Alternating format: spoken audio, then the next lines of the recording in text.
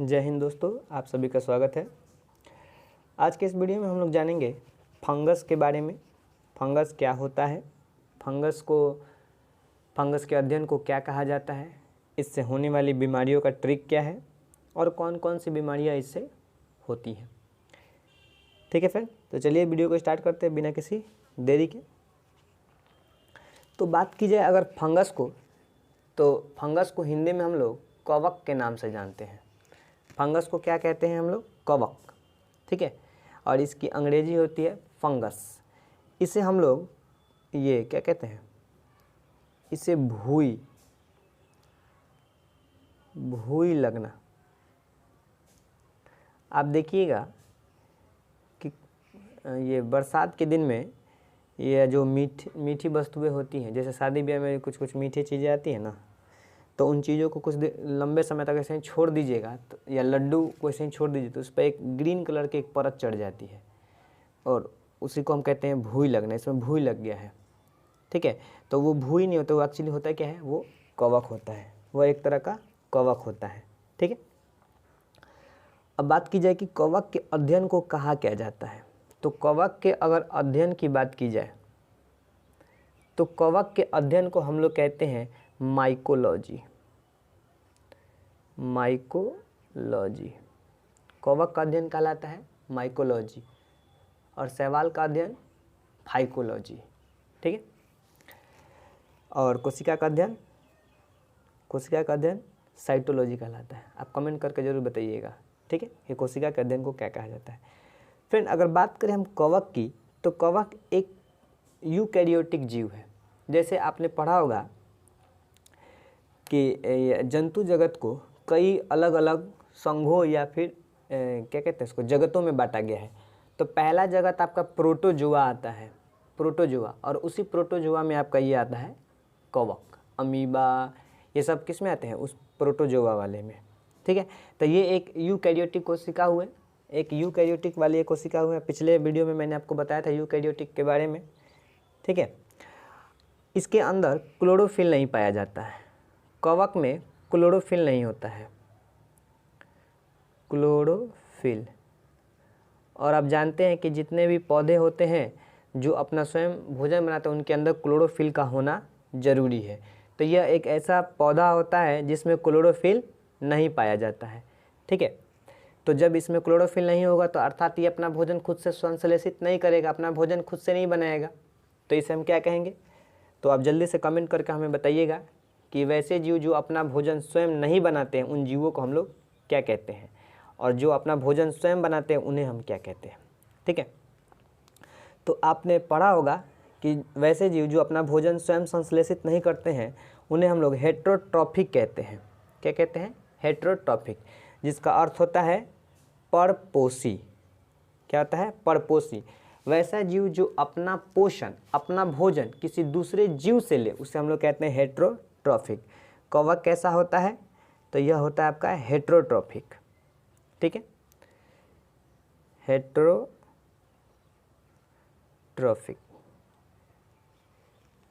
हमने अलग अलग करके कवक, बैक्टीरिया, वायरस, इनसे होने वाली बीमारियों का अलग अलग वीडियो जो हमने बनाया है, ताकि ये हर एग्ज़ाम में, चाहे आप कोई भी एग्ज़ाम दे, एसएससी का दे, रेलवे का दे, किसी भी एग्ज़ाम दे, अगर आपको इनसे बीमारियों का अगर ट्रिक पूछा जाए, इन बीमारियाँ पूछी जाए कि कौन से जीव से कौन सा रोग होता है, वो आसानी से आप याद कर सकते हैं। पिछले वीडियो में मैंने आपको बैक्टीरिया से होने वाले रोगों के बारे में बताया था। उसके पहले हमने ये वायरस से होने वाले रोगों के बारे में बताया था। उसके पहले हमने आपसे विटामिन्स के बारे में बताया था, उसकी कमी से होने वाले रोग के बारे में बताया था। अगर आपने वो वीडियो नहीं देखा है तो नीचे डिस्क्रिप्शन में हमने उसका लिंक दिया, आप जाकर वहाँ से ज़रूर देख लीजिएगा, क्योंकि आपको बहुत मदद मिलेगी। ठीक है, बढ़ते हैं आगे की तरफ। कोशिका के सेल की बात की जाए तो कोशिका जो होता है वो काइटिन से बना होता है।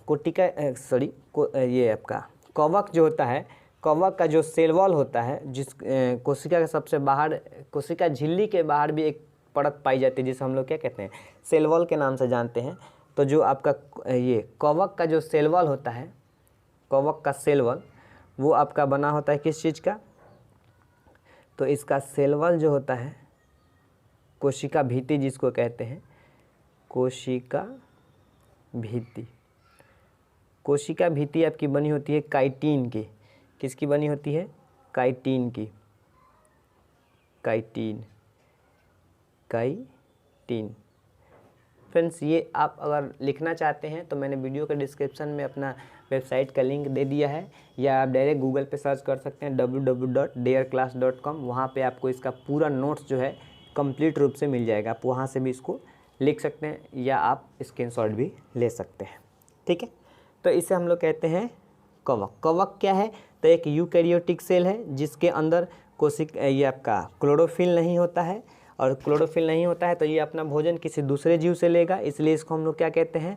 हेट्रोट्रॉफिक, जिसे हम लोग परपोषी कहते हैं। परपोषी, क्योंकि अपना भोजन पराया किसी दूसरे जीव से ग्रहण करता है। ठीक है, अब आगे आपको पढ़ाएंगे कि ये आपका हेट्रोट्रॉफिक भी 3 तरह का होता है, जिसमें आपका स्पेरोफाइटिक होता है, पैरासिटिक होता है, सिम्बायोटिक होता है। ये हम आगे आपको बताएंगे। ठीक है, उम्मीद करते हैं यहाँ तक आपको कोई दिक्कत नहीं हुआ होगा। ठीक है, अगर इसके अलावा भी अगर आपको कोई क्वेश्चन बनता है तो आप नीचे कमेंट करके आप हमसे पूछ सकते हैं, हम उसका जवाब तुरंत देंगे। ठीक है फ्रेंड, अब बात करते हैं कि कवक से होने वाली बीमारियां कौन सी हैं। कवक से होने वाली यानी फंगस से होने वाली बीमारियों के बारे में। कवक से होने वाली बीमारियां।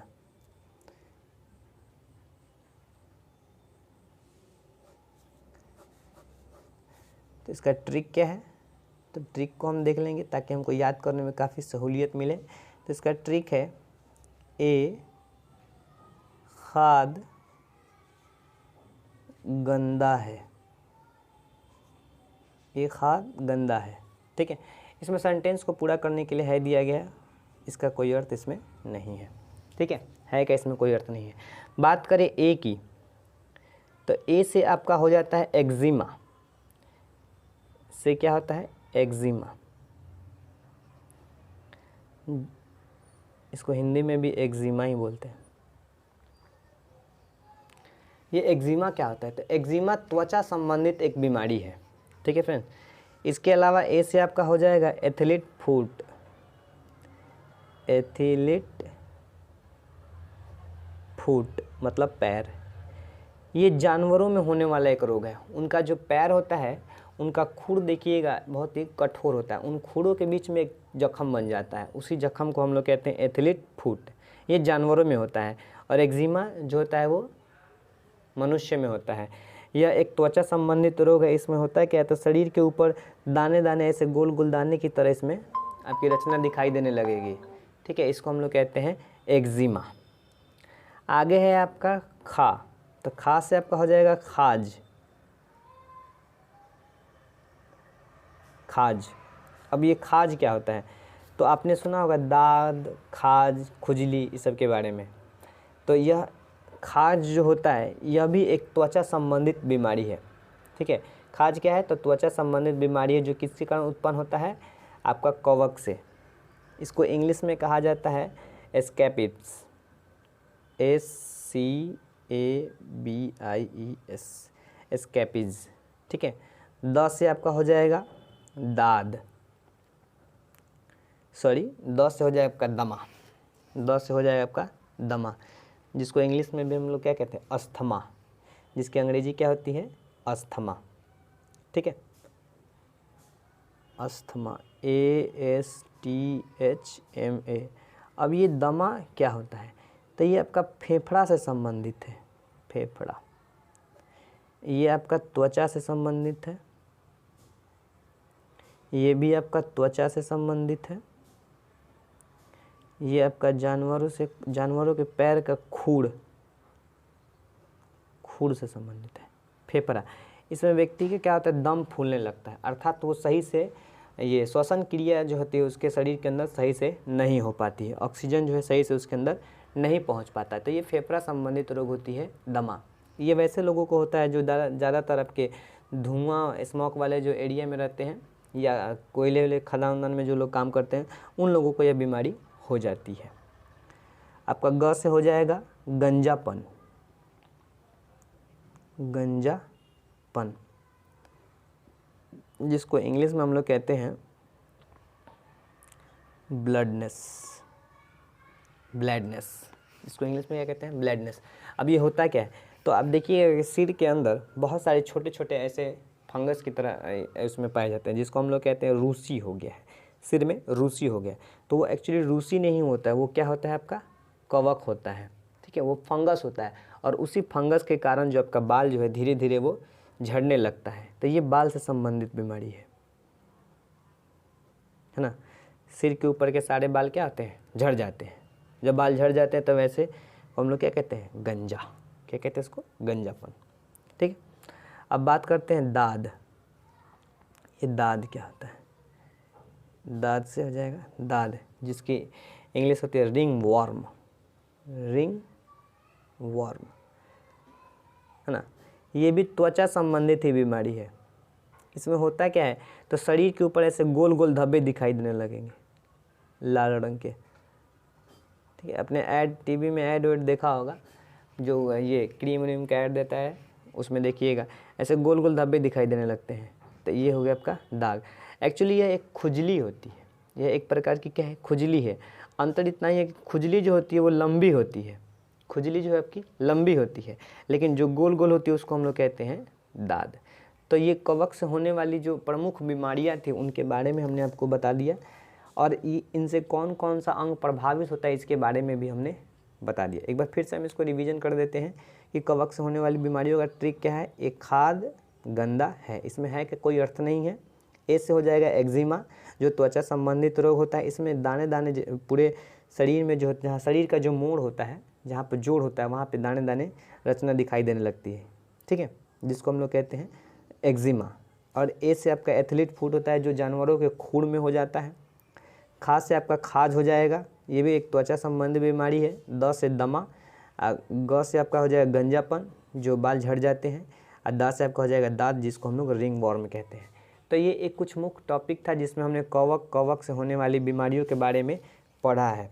कुछ और भी आपके फंगस पाए जाते हैं जिनका उपयोग हम लोग मेडिकल क्षेत्र में करते हैं, जिनका हमारे लिए काफ़ी ज़्यादा ये क्या है आर्थिक महत्व के लिए भी होते हैं। तो उन चीज़ों को हम आगे कवर करेंगे। अभी हम सिर्फ बीमारियों के बारे में पढ़ रहे हैं, जिसमें हमने आपको पहले भी पढ़ा दिया है बैक्टीरिया से होने वाली बीमारी, वायरस से होने वाली बीमारी और विटामिन की कमी से होने वाली बीमारियों के बारे में। बीमारी से रिलेटेड जितने भी क्वेश्चंस होंगे आप आसानी से उसको हल कर लीजिएगा। अगर वीडियो आपको पसंद आया हो तो वीडियो को लाइक करना बिल्कुल मत भूलिएगा, क्योंकि आपका एक एक लाइक हमें काफ़ी मोटिवेट करता है और नए नए वीडियो बनाने के लिए। साथ ही साथ आप हमारे चैनल पे पहली बार आए हैं तो चैनल को सब्सक्राइब कर लीजिएगा, और आप अपने दोस्तों में पूरा ज़्यादा मतलब कि बहुत ज़्यादा शेयर कीजिएगा। आप जहाँ सोशल मीडिया से जुड़े हों वहाँ पे आप इसको शेयर कीजिएगा, ताकि और भी आपके फ्रेंड जो है हमारे साथ जुड़ सके।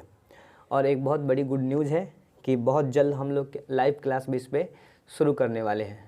तो लाइव क्लास को देखने के लिए और अपडेट पाने के लिए आप हमारे चैनल के साथ बने रहे। तो मिलते हैं एक नए वीडियो के, एक नई बीमारी के साथ, एक नई ट्रिक के संग, जिसमें आपको एक नया टॉपिक पढ़ाया जाएगा। तो आज के लिए इतना ही, धन्यवाद।